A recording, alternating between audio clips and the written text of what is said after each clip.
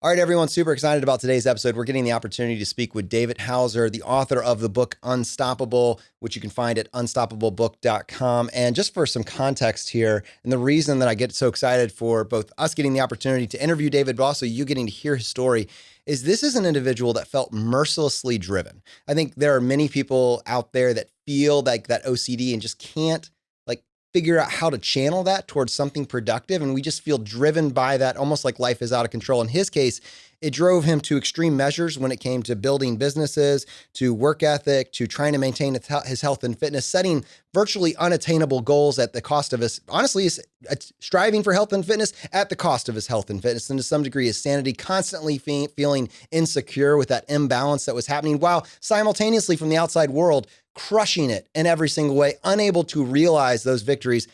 This is an individual that actually built a startup business from scratch that was sold for $200 million. This had two co-founders and it was a relatively lightweight startup. You can do the simple math there. So objectively, someone that has just crushed it at every single level and just had no peace, was still driven by this. Today, what we're going to get the opportunity to do is explore a framework, this unstoppable framework that he developed for actually analyzing and evaluating forms of self-experimentation, leading him to a place where in his mind, he reached balance. I think this is going to be a valuable conversation for us. And to help me with this, I have my co-host Brad here with me today. How you doing, buddy? Hey, Jonathan, I'm doing quite well. And yeah, to your point, this is a book about life optimization. And that's what we look at as FI generally. Right? This is a life optimization strategy. And it's interesting that so many of the things that David has experimented with over the last handful of years plus are things that I've been working on in my own life. And when I heard him on the Noah Kagan Presents podcast, I said, this is a kindred spirit. This is a FI guy at heart, regardless of those big numbers that you hear. At heart, this is a FI guy. He has credit card rewards points. He's talking about cash flow on a monthly basis, even though he has literally $100 million in the bank, right? And I think what I really want to dive into is the psychology of this. So, I mean, David talked about having something to fill the gap after selling this business you've been working on for so long. So with that, David, welcome to the podcast. Thanks for having me, guys. I'm really looking forward to this conversation. And, the time with Noah was really interesting. Like he asked a lot of pressing questions. But yeah, I mean, I totally agree. Like it's been very hard, that transition, and we'll definitely talk about that. So David, I think one of the things that comes through when I'm reading your book is that you have this OCD component to your life that just drives you in all these different areas. But I think if we were going to go back and look at your childhood, one of the things that you said first is you realized even in grade school that you were dealing with a learning disability. So I think part of our story has to be like that when you have that realization, what did you do with it? Yeah, so for me, like there was two things that really came from that. One, I think I had this drive very early on of everyone feel like they were always ahead of me, right? So I always felt like no matter what I did, I was behind. I was the kid that wasn't smart enough. So it created this ongoing drive in my life to prove everyone wrong, right? And now that I look back at this many years later, I can see how important that drive was to my success, right? Without that, I would not have gotten to where I am today. And someone asked me, like, what's your motivation? And, motivation shifts over time as you get more wealth, but that's been my motivation for the last 20 years. And then number two was really learning how to learn. This was the biggest realization outside of just hard work, because when you have a learning disability, having to go to tutoring 5 days a week and, be outside of what everyone else is doing is just a lot of hard work, is understanding how I learned. So when I ended up going to college, I didn't take notes. I didn't read the books very much, because the way I learned is from, listening and hearing and seeing and doing. So that's what I focused my time on. So people would be spending the whole night studying and I would just kind of ignore that, because if I didn't learn it and pay attention in class from listening to the teacher, then it wasn't happening. It didn't matter how many times I read the book, right? And so I utilized that throughout my entire journey again and again. David, one thing that's so important in life is the identity, right? The story that we tell ourselves about ourselves. And I'm curious, so you're talking about this drive that they were ahead of me, this elusive they, right? Obviously, you've had success beyond most people's imaginations, but does that ever go away? Is it something you want to go away even? Yeah, so I don't think it ever goes away. To some extent now, I wish that maybe it did a little bit as spend more time kind of self-reflecting and understanding what's more important to me, and I shift my focus more to about legacy. What do I want to be known for? What do I want to give back to my kids and my family and things like that. But still, that's the drive that pushes me every day, right? And as much as I want to be present in the moment today, and we can talk about mindfulness and all those good things, I still compare myself to others as a success metric because that's what was built for me when I was young. And it's the only thing I had. And now that I've been able to achieve some levels of success, I can now point back to that and say, I told you so. You were wrong. So that's success, right? So obviously, the 9 digits in the bank account certainly helps, right? But like after selling the company and that being so part of your identity for so many years, is there any hole there? Like, is there any, hey, I've got to build another business bigger than Grasshopper to prove them wrong? Like, does that go through your mind too? A little bit. I think what I think about more now is the joy and the happiness I had when I was building Grasshopper, and that's what was missing when you sell it, right? And how proud I was when we had 45 employees and we were building something great with them. And it wasn't the number 45, but it was the impact we had on lives and the things that we were doing to support them, right? And that type of joy and happiness you just don't get if you're not building a company, right? So I think that part is missing. Um, and to me, it's much more about identity too, where maybe today the success and the metric of the dollars doesn't matter as much, but the idea that I am part of something and I'm doing something that's great and I believe in and I have passion for is really, really important. And when you sell a company and you don't get back into that, there is a big gap missing. And I think that's what relates to happiness more than anything. Let's talk about building a company, just because this is such a huge piece of your identity, was, and I would imagine is. Um, you're in college, you're there to learn, there to get skills. Where did the idea to start a business come from? Did you always know it was going to be entrepreneurship? Just talk us through the mindset that got you there, the why of business building for you. Yeah, so I always knew I was going to be an entrepreneur. I went to Babson College because their program focused on entrepreneurship. It was the only one in the United States that had a real, genuine focus and a major in entrepreneurship, while other people had business programs. So I knew that I was going to be an entrepreneur without question. And then looking at the actual business, I had built a lot of little businesses before college. I had been involved in some internet businesses and other things. And the idea for Grasshopper was actually quite simple, which was me and my business partner both had other businesses that needed this solution, a phone system that made us sound more professional so we weren't picking up our cell phone. And in doing that, we just created this very quickly based on our own needs, right? And we should have done much better in terms of research. And we had a business plan and that stuff because we were in school, but it was not formally laid out. We just really started building what we wanted and went from there. Can I ask you mechanically, like, was this your industry? This was your skill set building this software, or was it, I have an idea, can I bring a team in to build it? Like, I know that's kind of nuanced and in the weeds here, but legitimately, I think so many of us say, I think it'd be really cool if this existed, but I don't have that skill set. So just get stuck there. Yeah, we had zero experience with phones other than using them, like picking up a phone and using it, right? Like we had no idea what the technology was like. We didn't know anything about it. And we didn't have enough money to bring in a team when we started, right? So we just had enough money from past businesses, like $150,000. The first kind of invoice for the hardware we needed was like $250,000, right? So we had to convince the vendor to give us terms and credit and all this stuff. And like we were bringing in T1 lines and plugging them into physical machines. This was before companies like Twilio and such, right? So when I hear people say that today, I'm like, come on, like there are so many easier ways to do stuff than when we were starting, because there's platforms that, democratize access to all this stuff. Like just take a step forward. This is what I tell people all the time. And you'll learn something, right? Maybe we would have failed at telecom. Maybe the whole thing didn't work. But if we didn't take the first step forward of starting to build something, nothing would have happened. So yeah, I mean, we constantly say here, taking action is everything, right? It's easy to have ideas, but you have to actually take that step forward, get up off the couch and do something. And with this inception point, was it, hey, we know we want to do something, let's find the idea? Or was it, hey, we've got this idea, do you want to partner? Let's do this type thing. I know, again, that's kind of maybe splitting hairs, but I'm curious, like, at that point of inception, what this looks like? It was definitely, we have this idea, let's do it, not let's find an idea. And I think to me, that's one of the biggest differentiators in successful businesses, right?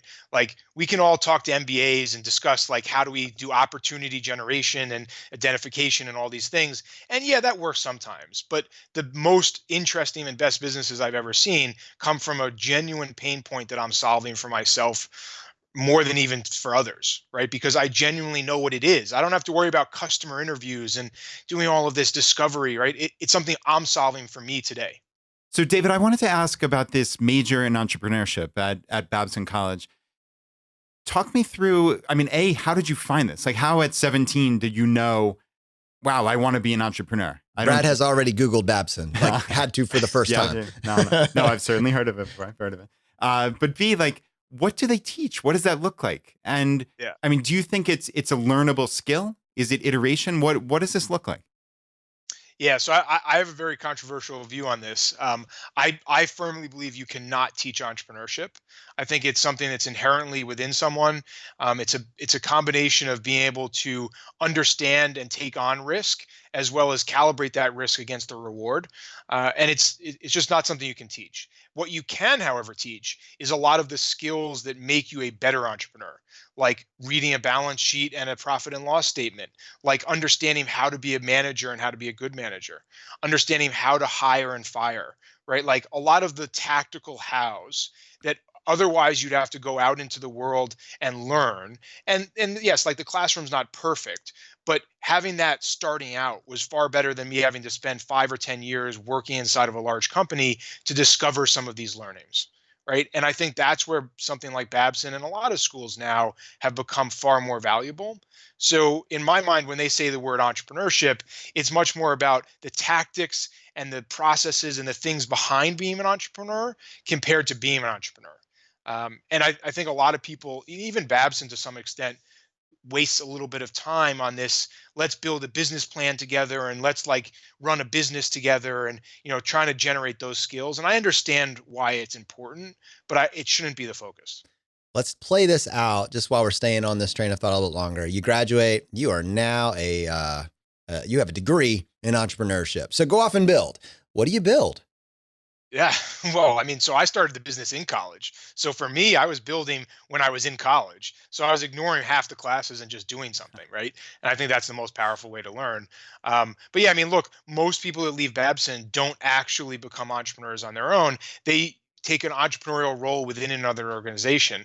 And we've even hired people from Babson. And I think they're great employees when you need someone that has that business background and that entrepreneurial mindset, but they might not be an entrepreneur, right? They're not able to take that risk and step out and do it on their own, or maybe they don't have the strategic thinking and the other pieces that become important as being an entrepreneur, right? Like I meet a lot of people that are great executional wise, they're great within a business, but if you set them out and said you have to build a strategic plan for this business, it falls apart right away.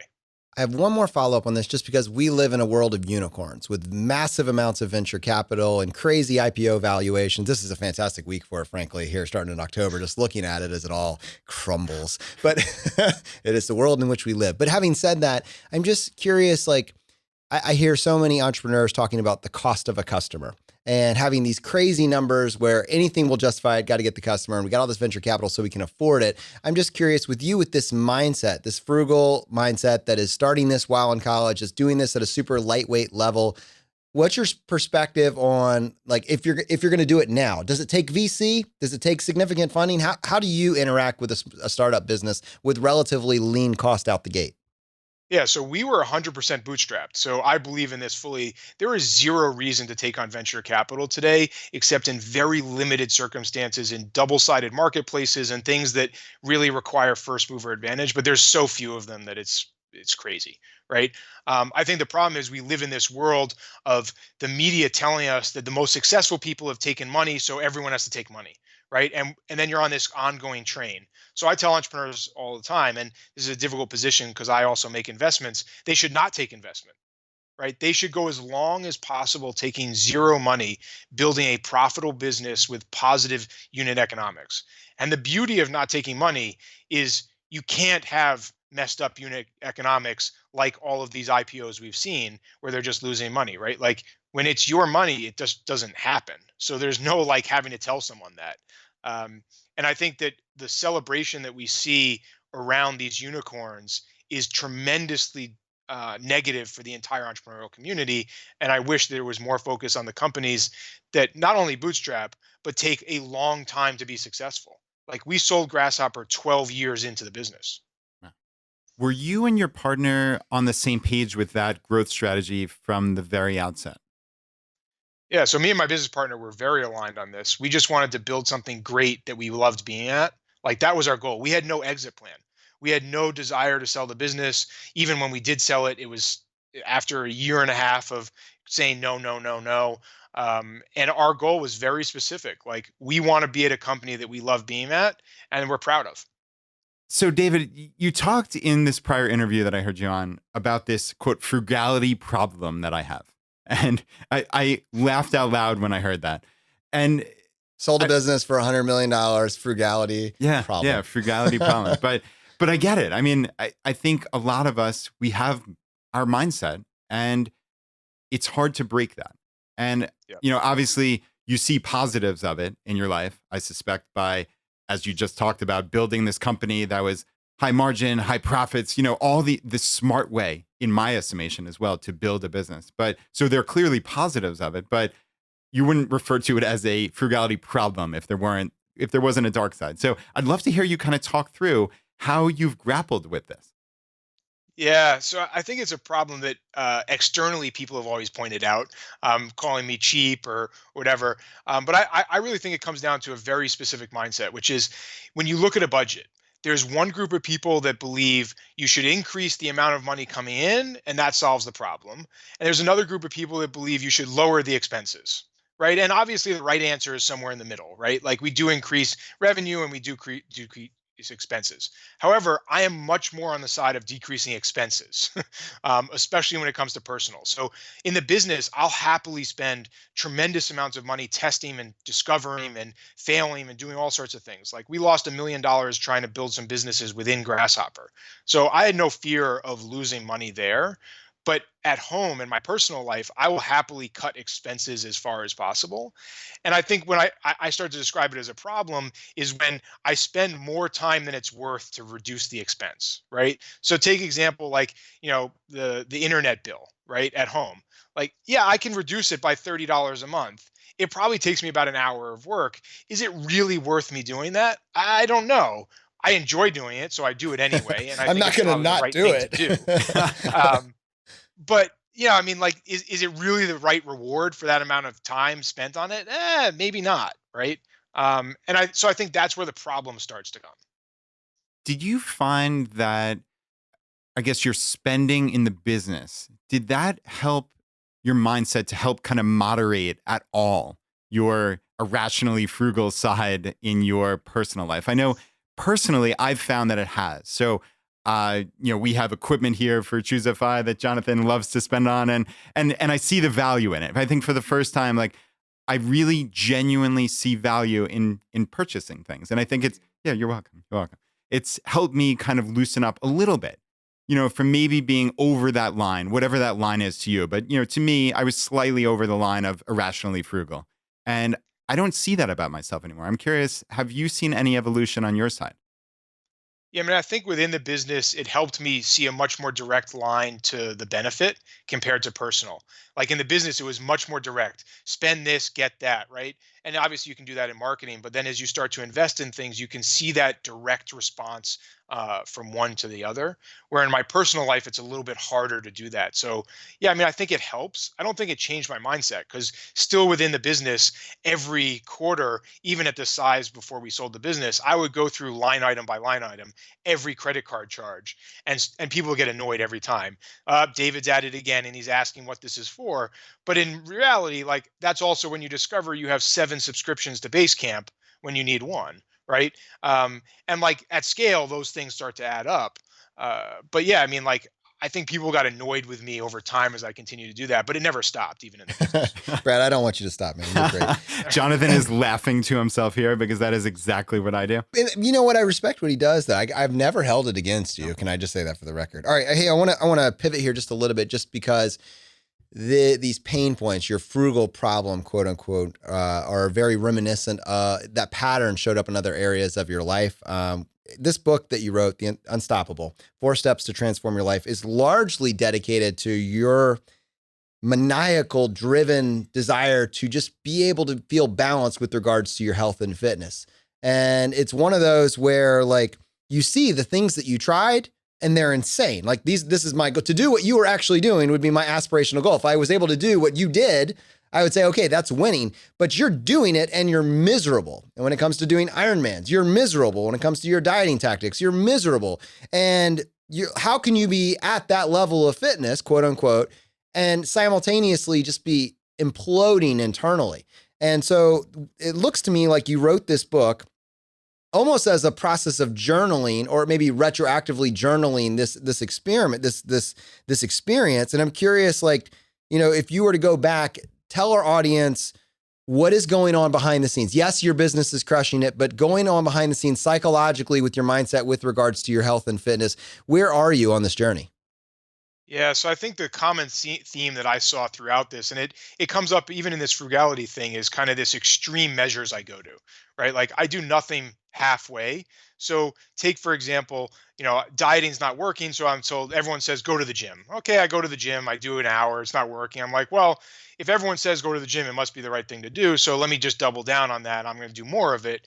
And, in a very short period of time, from never running outside, besides being a kid running around in the yard, but like never doing track and field or any of those things, to running Boston Marathon in a 3.5 month period. Right. The same with Ironman and triathlon. Like, I hadn't ridden a road bike in my life. I had ridden like mountain bikes around town and stuff at the beach or whatever, to riding, 7 to 10 hour rides. Right. And I think that appears again and again in my journey, even to the extreme. Now I practice yoga 6 to 7 days a week, but that happened kind of on the same trajectory of 0, doing none of it, to doing it 6 days a week, doing a 200-hour teacher training in the first 6 months. Right. And, that can be positive and negative in a number of ways. For me, I've seen a lot of positive results only when I direct it towards positive things. Right. And I could easily direct that same extreme viewpoint and kind of going way overboard to the wrong things. And what's worked for me is directing it to the right things.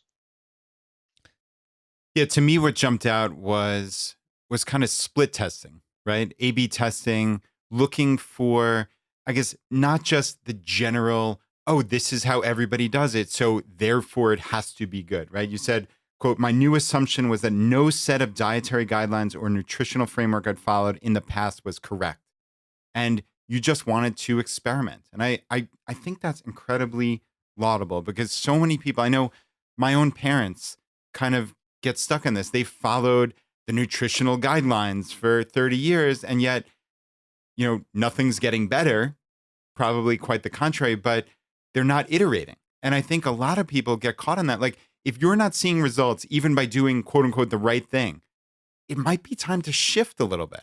And so many of us think, well, we're doing something wrong. Like, I'm the problem. And I think that comes through in your book.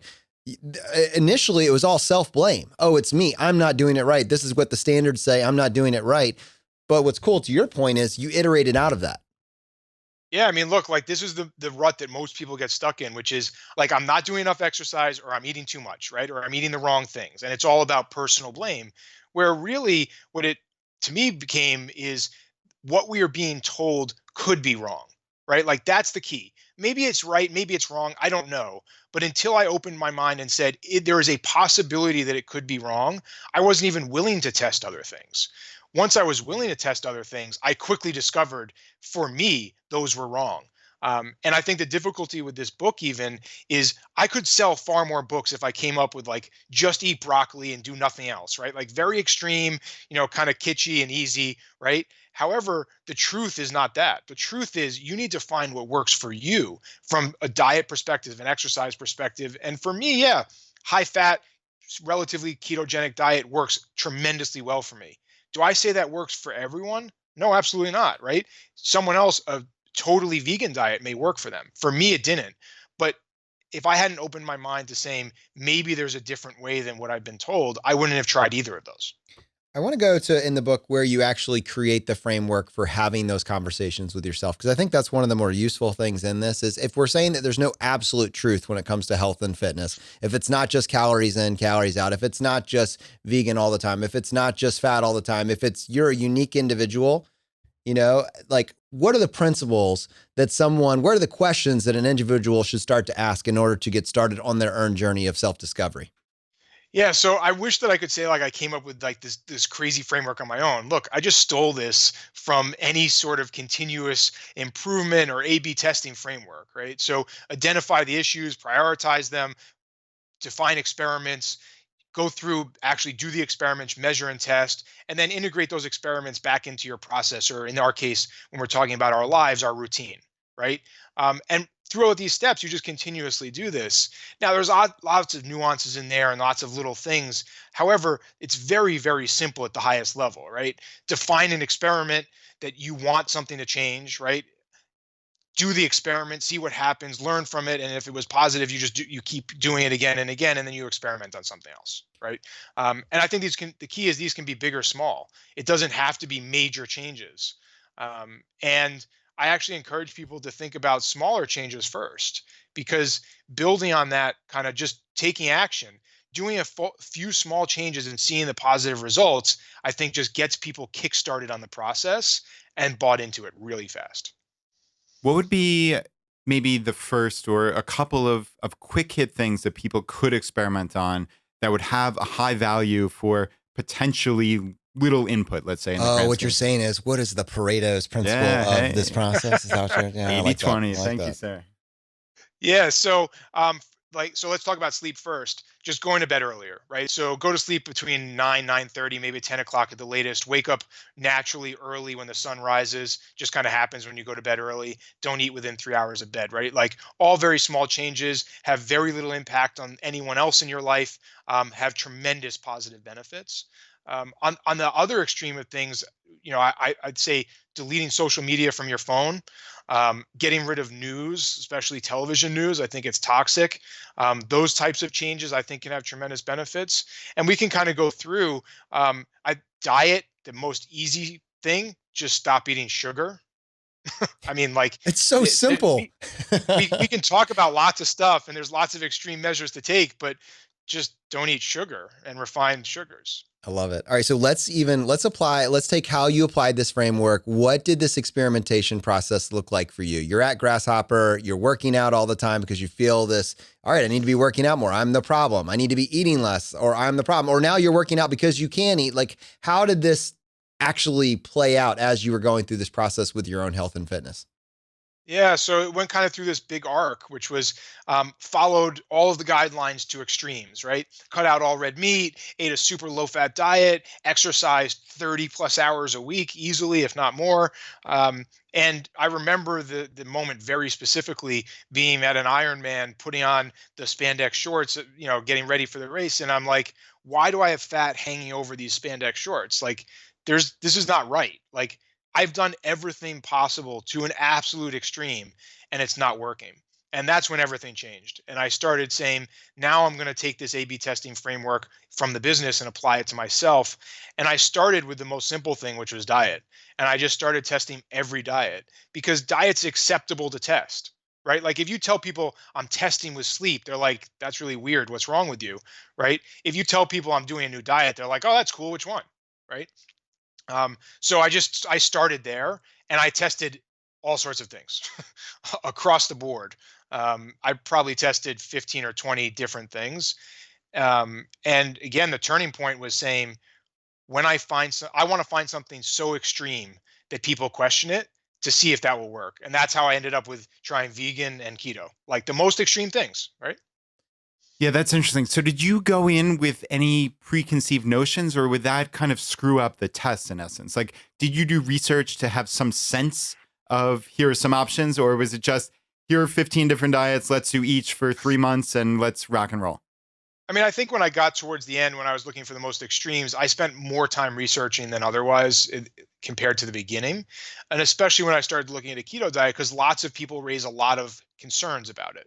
I actually don't believe any of those concerns are valid, but that's for each person to decide. Um, and yes, there is a difficulty. And I did go in thinking that a keto diet would work because based on the data and other people's experiences, it seemed to be the right direction. But the data doesn't lie, right? The Wi-Fi scale that I get on doesn't lie. The Mine body does, but fat, we have a really weird relationship. like those things don't lie, right? And I could fake it and tell myself, oh yeah, it worked, but it just you can't do that to yourself. I think also just having some connection between the food you put in your mouth and how you feel, Mm. right? So many people miss that. And I think a lot of us, like, I've determined, and I'm ashamed to say, especially in light of this conversation, though hopefully this will make me change in a positive way. Like, I am 100% sure I have some food allergies because I have an issue. I feel inflammation after certain foods. I feel like my throat is a little bit closed up for a couple hours. It's nothing that's terrible enough that has forced me to make any significant changes. But I'm like, you know what? A smarter person would probably experiment here. And it's kind of cool actually to know that. I mean, maybe that's the larger thought of this is so many of us just go through life and we just sleepwalk, right? And I love this concept of testing just to challenge assumptions that you might not even know there's something wrong. I think for what I found too is that we get worse and worse, but very small amounts, right? So each day it's a little bit worse. So we're like, it's not as bad. I mean, it's almost the same as yesterday. But if we think back to 15 years ago, we're like, oh my God, like what happened, right? I can't sit I can't sit down easily on a chair. Like that doesn't happen overnight. It happens little by little, right? And I think food is the same way where most of us go through life assuming that being bloated and having gas and stomach upset and all of these things is just normal and it should happen. Well, it shouldn't, right? And being lethargic after a meal shouldn't happen, right? Like the body is not made that way. However, over 15, 20, 30, 50 years we've been conditioned that that's okay. Let's talk about, there's two questions that I kind of want to set you up just to kind of hear your thoughts on this now. One is weeding out correlation versus causation with what you're doing here. I want to hear your thoughts on that just because when you start throwing all these variables at the wall, it's really hard, I would imagine, to pin down and say, yes, that was it. That was it right there. It could just be the sugar. Absolutely. And I struggle with this on an ongoing basis, right? Because being me, like I want to speed up and go faster and faster. And I'm like, I want a new pillow and a new mattress at the same time and the cooling thing and the heavy blanket. And yeah, I mean, the way I justify this is I step back and say, look, if I believe that I'm making multiple positive changes, that I'm okay keeping all of them, I'll do them at the same time. Right. So if knowing that I'm going to replace my mattress anyway and my pillow, I'll do both of them. And then I'll decide which one might have had a more impact. Right. But yeah, it's very difficult.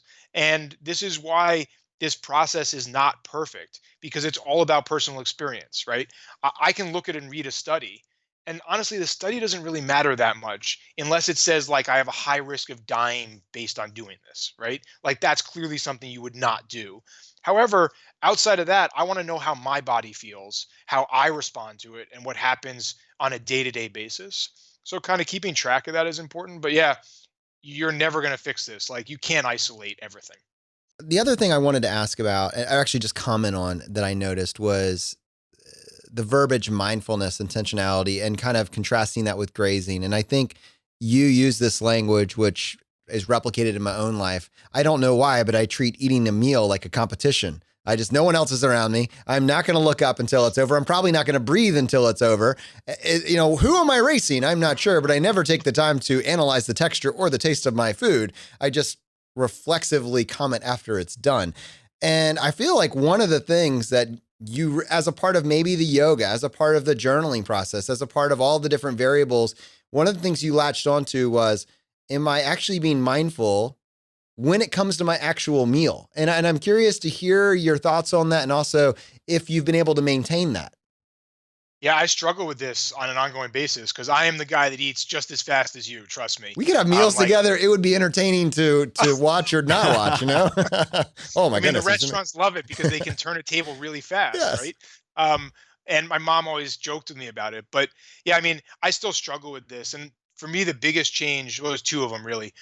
One is I try not to eat at my desk anymore because that was just a bad habit of absolutely taking away all concentration and eating at my desk while doing something else. So now I try to at least step away and not do that. That's been one thing that's helpful.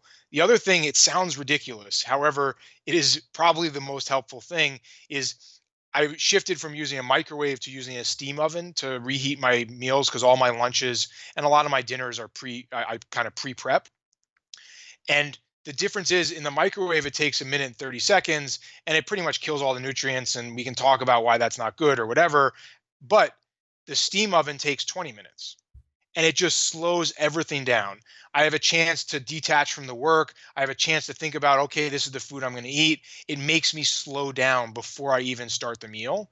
And between those two things, it's been helpful, but I still struggle with this. I'll go out to dinner and just eat tremendously fast or, race through a meal at home because I want to get some work done or I want to spend time with the kids. So it's an ongoing struggle.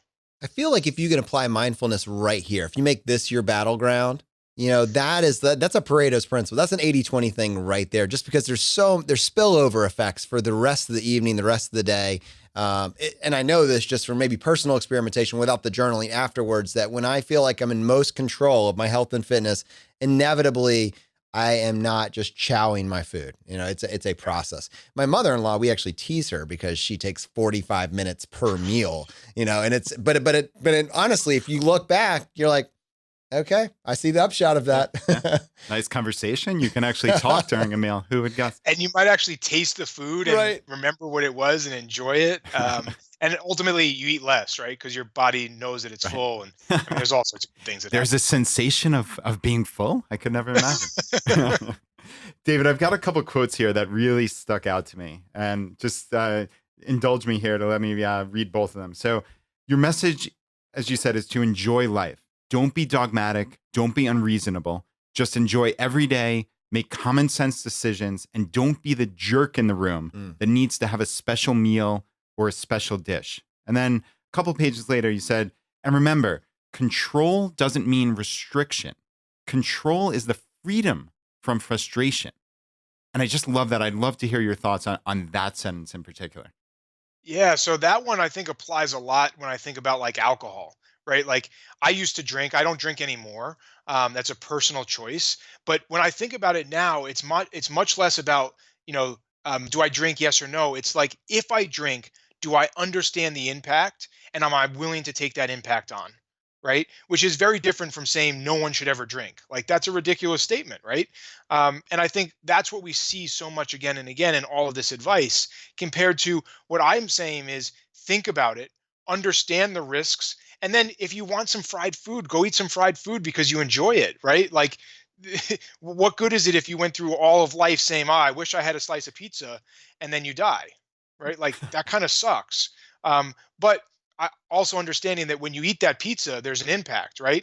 Maybe your stomach's upset the next day because you're lactose intolerant. Maybe like there's lots of things that could happen, but just take it on with your eyes open. And is that what allowed you to release the self-guilt and shame at the loss of I mean, I'm just applying this, right? That, wow, I was doing so good this week. I made it 6 times to the gym and I was perfect and I've ruined it. I've undone an entire week. Like what allows you to remove the guilt from the enjoyment of that, even if it's an intellectually honest decision, separating that out is a process for people, I feel. Yeah, I think there's two things. One is understanding that some of this stuff goes beyond personal responsibility. So some of it's just inherently how our body operates. So understanding how that works and then working with our body to, kind of work in concert, right? Once you move past that, I think you can then separate out and step back and say, I will make decisions for me on my own. And it's not about having a cheat day. And that's why, like, I hate when people say, like, every week I have a cheat day. I'm like, you're literally building in failure to start out with rather than just stepping in and saying, today I'm making a choice because I want to enjoy ice cream today. Okay, cool. That's a much better choice than today's a cheat day. So I'm just going to eat a bunch of crap. I want to actually circle back to the food pyramid. I'm not particularly interested in parsing whether or not keto is a perfect diet or vegan, but what I do want to do for this example is I think we can all say that sugar is bad. And that information has kind of been hidden for us from a long period of time unnecessarily. The food pyramid is a politically motivated thing, and that has been hidden from us. There has been a misinformation campaign that has been passed down to us for decades. And finally, we're starting to be able to kind of see patterns. I think a lot of, voices are starting to break through, but now it's almost to the point of like overwhelm where it's not really information, but it's noise. So I'm curious, like in your mind as a form of self-experimentation, when you take that original basis, which is, hey, and Brad's parents, I'm going to follow the food pyramid to the T. And then 20 or 30 years later, you look back and you're like, well, golly, what happened? Right. Help our audience understand, just because of your research that you did to put this book together, why is this food pyramid so devastating for us as a society? Someone that has never heard of the food pyramid until now, why should they care about this? Yeah, I mean, it has such far-reaching impact. And I think for me, it's about two things. One is saying like, look, it could be wrong because we've seen the results, right? And we can argue about if it's right or wrong. And like you said, if this is the right diet or the wrong diet. Honestly, I think the food pyramid needs two key changes. The first is it needs to be science-based, which it is not today, right? It is just kind of made up stuff. It's just lobby based. Whoever had the loudest voice in the room. Yeah, right. And two, it should also be there are multiple options, right? It should be very clear that you can pick from maybe two or three options that are based in science and are healthy, right? And then we can argue about what those are. But the impact that it has that we don't understand is every food manufacturer bases everything they do on this food pyramid, right? Every statement that is on a piece of food, that anything that's not a whole food, right? Any packaged food is based on this. So what happened was they said, okay, fats are bad, sugars are good. So let's decrease the fat, increase the sugar. And that becomes everything that's available in the supermarket, right? So you could be walking through the supermarket and never have heard the food pyramid, but this has a tremendous impact on your food. Yeah, I'm still incredulous when I walk into the supermarket and I see foods touting low fat as if like that's some panacea, like, or healthy whole grains on the same box, right? It's just antiquated at this point. I think really we need to kind of wake up and realize life has moved on from this food pyramid. And it's cool. I mean, look, you see a cereal that's tremendously high in sugar and somehow it has the seal from American Heart Association and it's healthy and it's good for you. And I'm like literally They're you might as well great. eat scoops of sugar, right? Like it's the same thing. And so I wish that we would see change in that, and it's starting. But this is a big fight in our house, right? Because the kids love the food and the snacks they see on television, and that's what's available in the store. So David, we talked about food, obviously. We talked about sleep. I know you've mentioned in your book that yoga made you feel better than I'd ever felt in my life. I mean, those are three big aspects of health. Are there any other kind of major items that you'd want to pass along to the audience? Yeah, I mean, I think the other big area is supplementation, and supplementation goes a long way for sure, because there's things that we just can't do naturally, and that we've learned from studies and other things that are better than what we could do on our own, even from the food we consume. However, I always warn people, like, this is one of the last areas to worry about, because you need to have done blood testing to look at these markers and understand them beforehand, because otherwise you're just buying random crap and consuming supplements, right? And hoping that it does something. And maybe there's a few that make sense, but I do encourage people to think about it as kind of a further step along the journey if they're okay doing blood testing. I, again, obsessively do this. Every quarter, I do a massive set of tests. It's probably, a small blood draw when they come and do it at my house. I think last time was like 50 or 60 vials. So, I don't encourage people to do that because I don't think it's necessary. I like the data, but it's an area to think about. I'm going to go and not pick on you per se, but like just pause here because I do feel like this is one of those that you hear people just drop, oh, supplementation, great. And the more responsible ones will say supplementation, but blood testing, great. But then that's usually kind of the end of the information. And so I kind of want to just pause practically for you. One, you have to find a good supplement company, which is its own rabbit hole, probably its own book. I noticed that you're a little light on which ones were your favorite supplements. And this one, which I don't blame you for avoiding, but I'm curious, like, how does someone find, like, I feel like there's probably 2 or 3 on your website. Did you commit to some that you're actually, fans of now? Yes. Yeah. So on the website, I did specifically call out the ones in each category that I'm personally taking. So that was my filter, right? Like, not just like, here's a bunch of them, but these are the ones that I'm taking today. Perfect. Right? And I respect the reason to do that, referencing back something that can be updated if you need to update it for any reason. So that totally makes sense. Second question. But I think there are some important filters, right? Okay, go. So looking at quality, right? Quality does matter a lot. Brand, like, there are brands that are known for better quality.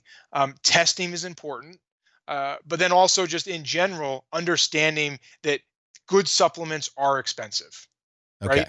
And not that it's to waste money, right? Like, you don't have to buy the most expensive supplement, but buying the cheapest one is usually not the best choice. I feel like you put a lot of emphasis on really less than 5 supplements, which is kind of refreshing that it wasn't 20, wasn't 30. I mean, it's still like more than one multivitamin, but like it was like 5 or so. So I'm curious, like, which ones did you land on that for you noticed the benefit? And then 2 in particular, when it came to the fats, just because we were talking about this, I'd be curious to dive into that a little bit further as well. Yeah. So I'll tell you what I'm taking today, and most importantly, what I continue to take, because I've tested over time, right? So I take a D3 vitamin every day. I take 2 salt pills, which are electrolyte. That's the only supplement I take that's mixed, meaning it's not just one thing. And I'm very careful about that. I don't like multivitamins at all because of what you referenced earlier. Like, I have no idea what's working. And also, if I want to tweak something in my blood, I can't if it's in a multivitamin, right? So D3, a salt supplement, magnesium included, some sort of fish oil. I take a super high dose of omega-3 fish oil. There's a link on the website for the brand I use today.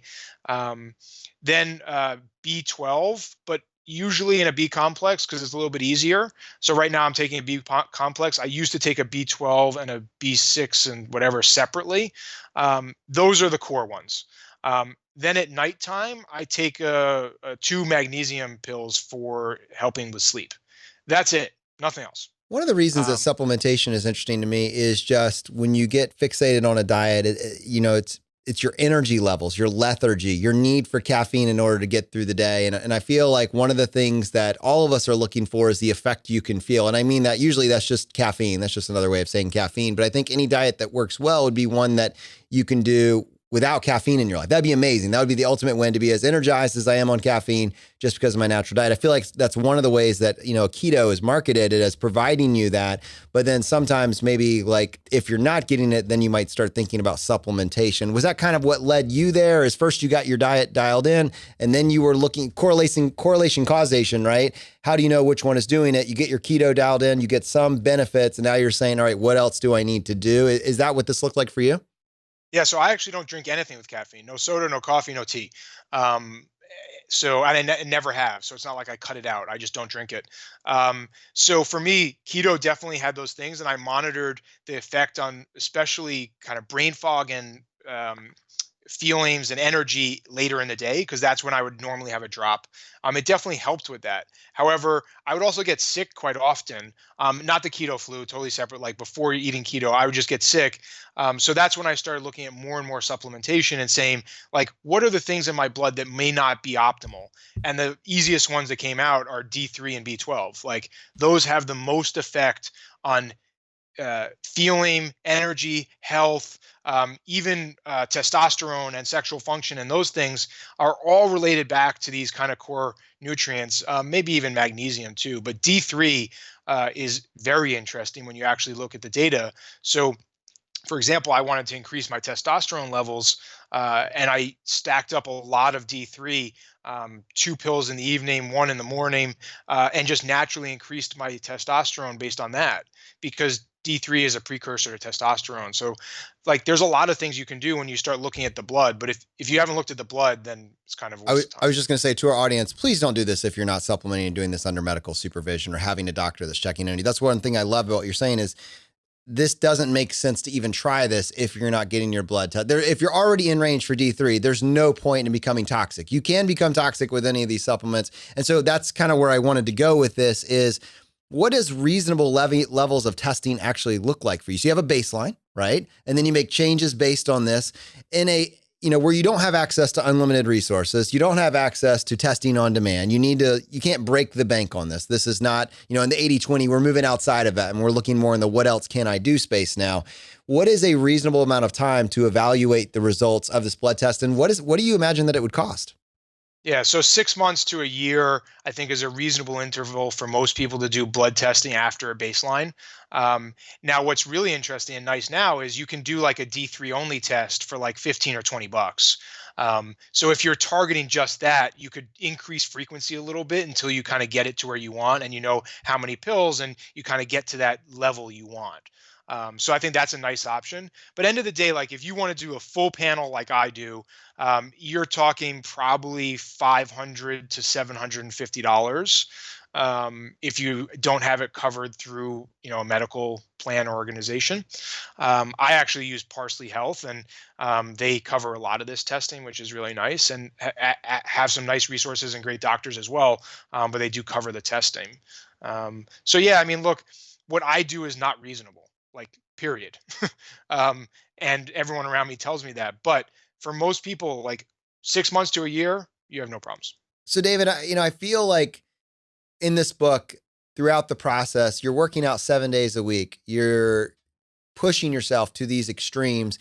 You're about to do this Ironman. And I mean, objectively, in terms of what you can accomplish, doing a Boston Marathon, doing an Ironman, I mean, you are already at peak fitness by so many metrics, but you're basically saying that one, you feel like your knees are about to give out at any time. Your joints are killing you. You look down and you feel fat. You just have this sense of self-loathing and shame about this, despite all the effort that you're doing now. As a result of this decision-making framework that you went through and kind of coming out the other side, and you have something that works for you that you don't feel like is making other people's lives miserable, you even allow yourself to have this meal every once in a while. Like, do you still battle with that self-loathing, or at its heart, do you feel like you've come to some point of balance in your life? Yeah, this is still an ongoing struggle, to be very honest. Like, I still identify and say, like, I'm fat, right? Like, I've lost 35 pounds. I want this better, like, whatever, right? However, it's still very hard to change that identification over 20 years, right? Of being, overweight and, not loving how clothes fit and those types of things. I'm getting better with it. But it is not gone away at all. All right. Well, I'm rooting for you. And I honestly do think that what you've put here is a manual. And this book, to me, it reflects like your own journey to transformation and self-discovery. And I think it's a phenomenal primer for individuals. The book is Unstoppable: 4 Steps to Transform Your Life. We'll have a link to it in the show notes, and I'm sure you can find it anywhere that books are sold, David. Yeah, absolutely. Amazon, anywhere. All right, cool. Well, I tell you what, on most shows, that would be the end of the episode. But on this show, David, we would love to give you the chance to tackle the hot seat. Are you ready for this? I'm ready. In a world drowning in debt and rampant consumption, trapped by the chains of lifestyle inflation, these questions highlight the secrets of those who have broken free. Welcome to the ChooseFI Hot Seat.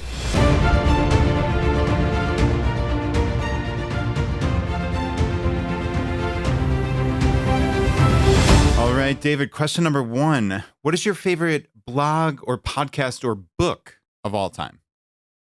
Yeah, so this is a hard one. I used to listen to a lot more podcasts, and now for me, it's a lot more books. So I go back to Sapiens. This is really one of my favorite books. I have a number 2 that's really close, but this changed my viewpoint on so many things.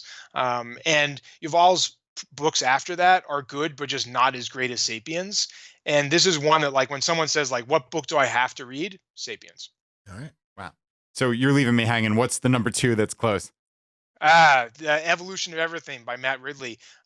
It really, and this is very close with Steve Pinkerton's latest book, Enlightenment Now. It's just a very positive view on how life advances and how today is just, we are so much better than we were before, even though all we hear about is the negative, right? Like everything's falling apart and the world's horrible. Yeah, I've got one that I read recently called Factfulness, which is actually very similar to that. If you haven't read that, I'd highly recommend it. I'll put it on my list for sure. All right. Question number 2, David, an inflection point in your life that was especially memorable or meaningful. Yeah, so this one I had to think about quite a lot. The most meaningful one recently, I talk about in the book actually, which is this change of how I did not feel hungry anymore. And this was just like, it seems so simple, right, at the base, but it was just meant so much more to me because throughout my whole life, I struggled with weight and diet and all of these different things. And it all came back to just feeling hungry. And then the guilt that comes from feeling hungry, because I'm like, well, I shouldn't eat, maybe, like going back and forth. So that time when I could walk down from my office and feel like, wow, I didn't eat lunch because I wasn't hungry and I just didn't think about it, was just such a change. And I even call it a magical moment in the book because you go through 30 years of life and you then all of a sudden have something that's totally different. Wow. Yeah, that's brilliant. I think so many people look at diet and going on a diet as some willpower issue, right? That you have to constantly win. But it sounds like you just came to this point where you'd figured out food that actually satisfied you. And that's a sea change, right? Yeah, it's just everything's different at that point. All right, David, question number 3, your favorite life hack. My favorite life hack. So this one, I have so many here, so I had to pick one. No, you can give us more than one if they're all good, but So I really love my squatty potty. So my filter to this was like my favorite life hack under $100, right? Because like we could talk about all sorts of crazy things, but I love my squatty potty and baby wipes. Like these are 2 things that like if you're not doing this, like you're a caveman at this point. Like I can't imagine. So I mean that would be one, but the other that kind of comes to mind right away, and unfortunately it's $200 instead of $100, is my steam oven.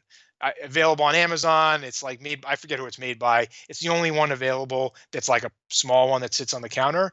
Changed the way I eat. Changed like how, like even just enjoying food, because when you reheat it in the steam oven, it's just so much better. All right, awesome, man. And question number 4, the biggest financial mistake that you've made. Oh, there's so many here. I would say after the success, because I think these are more interesting than prior to selling the company, because at this point, like I should be more advanced in my thought process. I have more money. So like it seems like that's when I should make better decisions.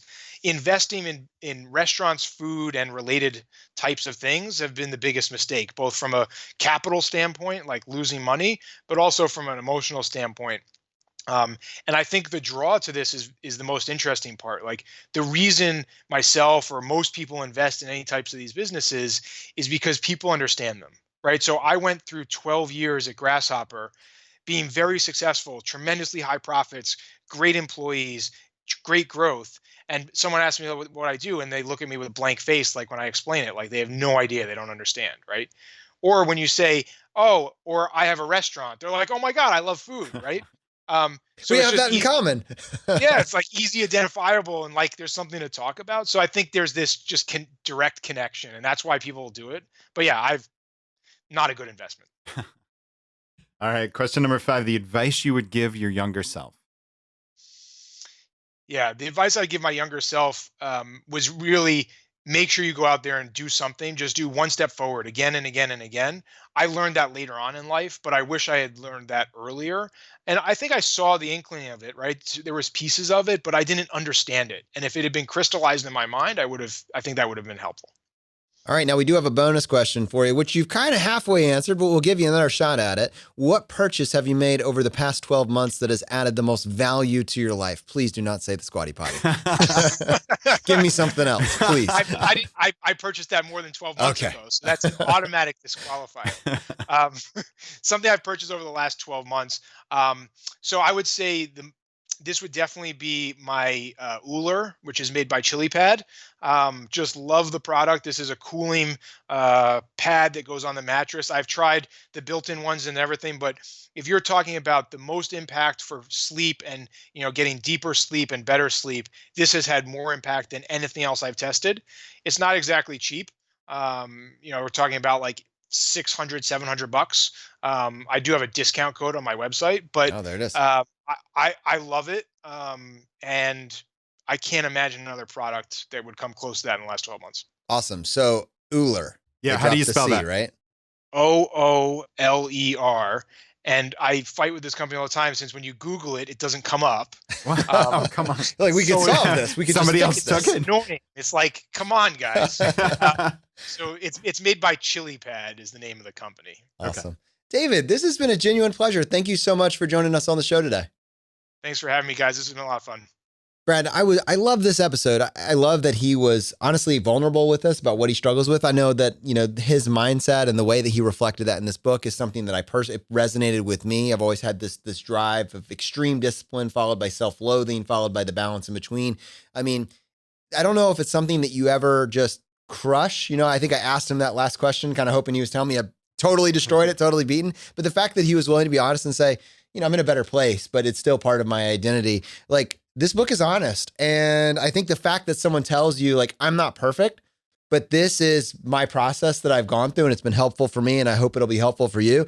I can take that at its words, and there's some really good information here. Yeah, agreed. I thoroughly enjoyed the book and this episode. I mean, it was really phenomenal to talk through what this experimentation looked like in David's life. I think we all owe it to ourselves to experiment, right? You have these massive areas of health and wellness and finances, everything that theoretically you can get a little bit better, right? We talk all the time, aggregation of marginal gains, right? I mean, you can look at every aspect of sleep, and this doesn't mean go crazy, be a crazy person and spend all your life micro optimizing, but there are some little things that you can do that would make your life easier. Get a better pillow, blackout curtains, right? Get I need to get your link for the blackout curtains. Yeah, blackout curtains are amazing. You've got that one solved, Oh don't you? man, yeah, no lights coming into my room, that's for sure. But it's cool. You figure these little things out as you go along. There's no grand plan, at least how I look at it. I think it makes it more interesting and more fun. Is look at life as an experiment and just try to be a little bit better tomorrow and most, if not all, of the tomorrows thereafter. Right? Absolutely. All right, guys, if you got value from today's episode, just take a second and press the subscribe button and ring that bell on YouTube. It just lets YouTube know that you're getting value from the show and you want to be here when we produce additional content.